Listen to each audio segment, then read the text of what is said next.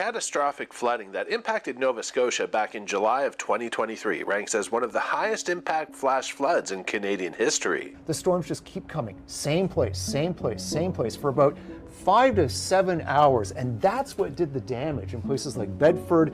Before the flood happened, the Halifax Regional Municipality had been looking into remapping the floodplain in Bedford. Would this kind of building be allowed to be put up now? Were it to be brand new? No, that's the reality. Council has now passed the first reading of proposed changes that involve land use along the Sackville River and Little Sackville River. And the whole thing lifted off and floated across the parking lot, almost all the way down to Superstore.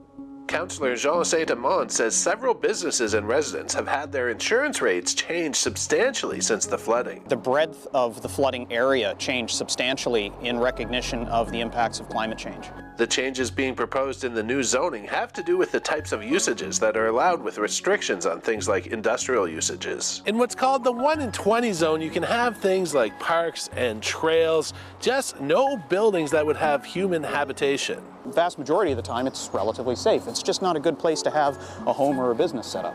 Halifax.ca notes the 1 in 20 year return period flood event, referred to as floodway, is where the most frequent flooding occurs and where the flow of water is the fastest. This floodplain has a 5% chance of flooding in any given year. Almost 900 properties have now been identified as being in the immediate vicinity of the proposed 1 in 20 year floodplain for the Sackville and Little Sackville rivers.